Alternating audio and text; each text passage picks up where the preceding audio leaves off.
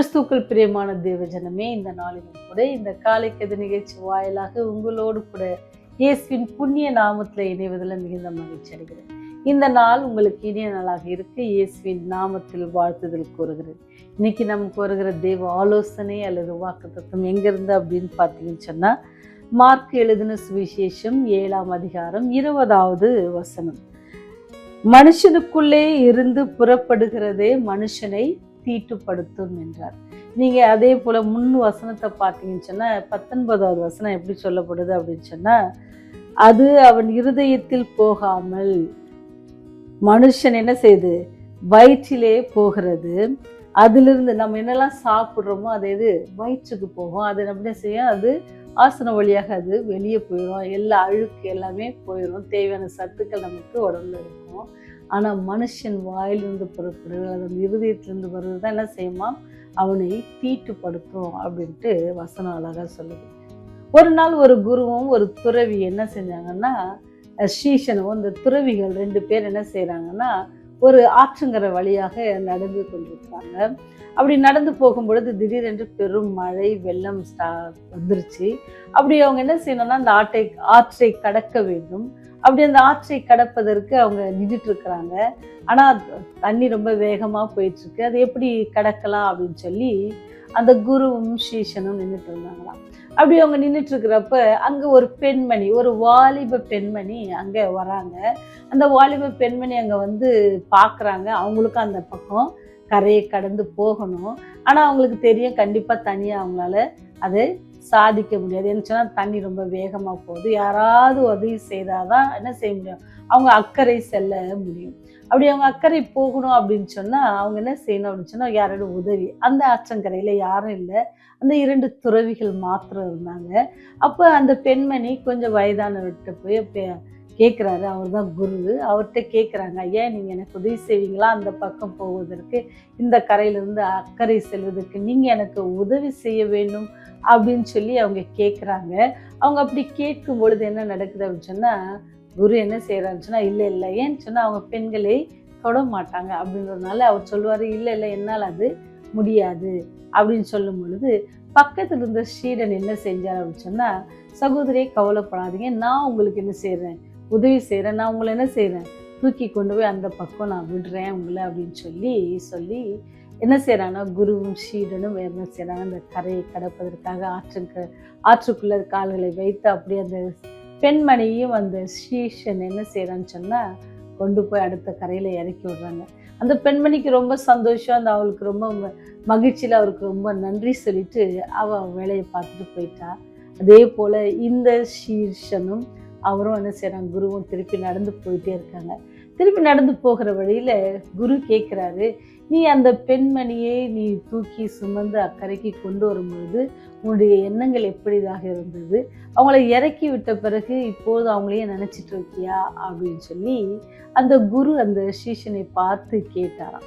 அப்படி கேட்கும்பொழுது என்ன செஞ்சாங்க அப்படின்னு சொன்னால், அந்த ஸ்ரீஷன் ரொம்ப அழகாக சொல்லியிருந்தாங்க. என்ன சொன்னாங்க அப்படின்னு சொன்னால், நான் அவங்கள ஏற்றது உண்மைதான், இறக்கி விட்டதும் உண்மை. இறக்கி விட்டதோடு நான் அவங்கள பற்றி நினைக்கவே இல்லை. நான் செய்த சிறிய உதவியாக நினைத்து அதை நான் செய்தேன், அவ்வளோதானே தவிர அவங்கள என் மனதிலோ அல்லது என்னுடைய எண்ணத்திலோ அவங்கள நினைச்சையில் வைக்கலை அப்படின்னு சொல்லி அந்த ஸ்ரீடன் சொன்னாங்க. நான் அவங்கள அங்கே ஆற்றங்கரையில் இறக்கிட்டேன். நீங்கள் தான் என்ன செஞ்சுருக்கீங்க, இவ்வளோ நேரம் சுமந்து வந்திருக்கீங்க, என்னோட பேசி கொண்டு வந்தாலும் நீங்கள் இன்னும் அந்த பெண்மணி இறக்கி விடாமல் இருக்கீங்க குருவே அப்படின்னு சொன்னார். குருவும் உணர்ந்தார். இதே மாதிரி தாங்க ஆண்டவர் நமக்கு போதிக்கிற ஒரு பாடம் என்ன அப்படின்னு சொன்னால், நம்ம என்ன மனுஷனுக்குள்ள வாயிலிருந்து புறப்படுது, இருதயத்திலிருந்து யோசித்து நம்ம பேசுகிறோம் பார்த்தீங்களா, அதுதான் மனுஷனை தீட்டுப்படுத்தும். அந்த குரு பார்த்தீங்களா எப்படி, ஷீடனுக்கு இருந்த எண்ணம் கூட என்ன இல்லை அந்த குருவுக்கு இல்லை. அவர் எப்படி தீங்கான காரியத்தை மனசில் யோசிக்கிறாங்க, உதவி செய்த காரியத்தை அதை எப்படி மாற்றி யோசிக்க தோன்றுகிறது பாருங்கள். சாத்தான பாராக நம்முடைய சிந்தனைகளை மாற்றுவான். நம்ம ஆண்டவருக்காக இருக்கும்பொழுது கூட என்ன செய்வான், அநேக வேலைகளை இப்படிப்பட்ட காரியங்களை அவன் நமக்கு செய்வான். அதனால தான் வசனம் சொல்லுது, மனுஷனுக்கு இருதயத்தில் தோன்றுவதை என்ன செய்யும், அவனை தீட்டுப்படுத்தும். நம்முடைய எண்ணங்கள் சிந்தனைகள் செயல்கள் தான் நம்மை தீட்டுப்படுத்தும். நீங்கள் பார்த்தீங்கன்னு சொன்னால், தானியல் என்ற புஸ்தகத்தில் தானியல் என்ற தெய்வ மைந்தன் என்ன செய்வார் அப்படின்னு சொன்னால், ஆகாரம் கூட எங்களை தீட்டுப்படுத்தக்கூடாது அப்படின்னு சொல்லி யோசித்து ரொம்ப ஜாக்கிரதையாக இருந்து அடிமையான இடத்துல பிரயாசப்படுவாங்க. எப்பேற்பட்ட ஒரு காரியம் பாருங்க.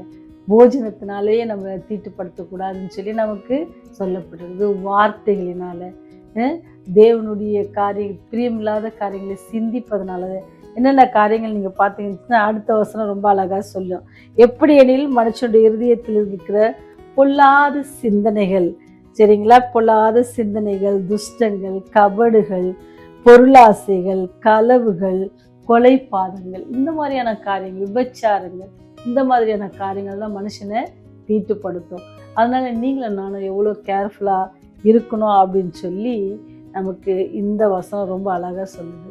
நம்ம தேவனுடைய பாதத்தில் 3 மாதத்தை கடந்துட்டோம். ஆண்டுடைய கிருபையினால 3 மாதங்களை கடந்திருக்கிறோம். நம்முடைய சிந்தனைகள் எப்படி இருக்கிறது? 4ஆம் மாதத்திலும் கூட ஆண்டுடைய கிருபை நம்மோடு கூட இருப்பதற்காக நேற்று நல்ல ஒரு வாக்குத்தத்த செய்தி நம்ம கேட்டோம். இன்னைக்கு ஆண்டவர் இன்னொரு வாக்குத்தத்தம் சொல்றாரு. என்னன்னா, இந்த புதிய மாதத்துல உங்களுடைய சிந்தனைகள் எப்படி இருக்க போகிறது, உங்களுடைய செயல்கள் எப்படி இருக்க போகிறது, நீங்க மனசுல என்ன நினைக்க போறீங்க, உங்களுடைய காரியங்கள் தீட்டுப்படுகிற காரியங்களாக இருக்க போகிறதா, அல்லது ஆண்டவருக்கு பிரியமான ஒரு காரியங்களாக இருக்க போகிறதா, இந்த மாதத்துல நான் என்ன செய்ய போகிறேன் அப்படின்னு சொல்லி நீங்கள் என்ன செய்யணுமா, ஒவ்வொருவரும் நீங்களும் நானும் ஆண்டவர்கிட்ட புதிய மாதத்துல ஒப்பு கொடுக்கணும். ஆண்டவரே, என் இருதயத்திலிருந்து எந்த காரியங்களும் தீட்டுள்ள காரியங்களை நான் சிந்திக்காதபடிக்கு உமக்கு பிரியமான பிள்ளையாக வாழ இந்த மாதத்தை நீர் கூட்டி கொடுத்துக்கிறீங்க. இந்த மாதத்தில் நாங்கள் எப்படி இருக்கணும் அப்படின்றது நீர் வழி நடத்துங்கன்னு சொல்லி அவர்களை ஒப்பு கொடுப்போம். இந்த மாதத்திலும் தேவன் நம்மோடு கூட இருந்து நம்மை ஆசீர்வதித்து நம்முடைய தேவைகள் எல்லாம் சந்தித்து நம்முடைய எந்த இடத்திலும் தலை குனிந்து போகாதபடிக்கு தேவன் நம்முடைய போக்கிலும் வரத்திலும் கைட்டு செய்கிற எல்லா காரியங்களிலும் அவன் நம்மோடு கூட இடைப்படும்படியாக நம்முடைய பாதத்தில் நம்மை ஒப்பு கொடுத்து ஆண்டவர் சொல்லுகிற பிரகாரமாக மனுஷனுக்குள்ளே இருந்து புறப்படுகிறதே மனுஷனை தீட்டுப்படுத்துன்னு சொல்கிறார். அப்போ நம்மகிட்ட இருந்து என்ன புறப்படணும்னு சொன்னால் ஆண்டோடைய பசுத்த தன்மை, ஆண்டவர் நம்மிடத்தில் எதிர்பார்க்குற நற்குணங்கள், நம்மிடத்தில் புறப்படுத்த நல் வார்த்தைகள், ஆறுதலான வார்த்தைகள், கிருபை உள்ள வார்த்தைகள் எல்லாம் நம்ம வாயிலிருந்து புறப்பட்டு அநேகருக்கு என்ன செய்யணுமா, தேவனுடைய அன்பை தெரிவிக்கிற மாதமாக இதை நம்ம ஏற்றுக்கொள்வோமா? ஜெபம் செய்யணும். மகா பரிசுத்தமுள்ள எங்கள் தேவனே, நீர் எங்களை உமக்கேற்ற பரிசுத்தமுள்ளவர்களாய் உருவாக உதவி செய்யுங்க தகப்பனே. நீர் பிரியப்படுகிற பிள்ளைகளாக இருக்க எங்களை மாற்றுங்க. இந்த செய்தியை கேட்கிற ஒவ்வொரு பிள்ளைகளுக்காக செபிக்கிறோம். இந்த செய்தியில் ஆண்டவரே ஒவ்வொரு பிள்ளைகளும் ஆறுதல் அடைவும், ஒவ்வொரு பிள்ளைகளும் தேறுதல் அடைவும், ஒவ்வொரு பிள்ளைகளும் உம்மோடு கூட அதிகமாக நெருங்கி ஐக்கியப்படவும் நீங்க கிருபை செய்யுங்க சாமி. உங்களை விட்டு பின்வாங்கி போயிருப்பாங்கன்னு சொன்னா உங்களை பாவத்தை மன்னித்து அவர்களையும் இடத்துல சேர்த்து கொள்ள வேண்டுமா கெஞ்சி நிற்கிறோம் தகப்பனே. இந்த நாள் முதல் எங்களோடு கூட இருங்க, எங்களை வழி நடத்துங்க, எங்களை பாதுகாத்து கொள்ளுங்க. உம்மால் அல்லாமல் எங்களுக்கு இந்த உலகத்துல யாருமே உதவி செய்ய முடியாதுன்னு சொல்லி கண்ணீரோடு வேதனையோடு இருக்கிற பிள்ளைகளை நீங்க கண்ணோக்கி பார்த்து அவர்களையும் ஆசீர்வதித்து அவர்களுக்கும் தேவையான சந்தோஷ சமாதானத்தை கட்டளையிடுங்க சுவாமி. தொடர்ந்து நாங்களும் அன்பில் நிலைத்திருக்கவும் உடைய ராஜ்யத்துல நாங்கள் பிரவேசிக்கும் வரைக்கும் ஆண்டவர் உமக்கு பிரயோஜனம் உள்ள பிள்ளைகளாக இருக்கு நீங்களை பயன்படுத்துங்க. எங்களை ஆசீர்வதிங்க, எங்களை குணப்படுத்துங்க, எங்களை சுத்தப்படுத்துங்க, பரிசுத்தப்படுத்துங்க ராஜா. உடைய ராஜ்யம் வருவதை நினைத்தள்ள வேண்டுமா இயேசுவின் வழியாய் ஜெபிக்கிறோம். ஜெபம் நல்லா தகப்பனே. ஆமென், ஆமென்.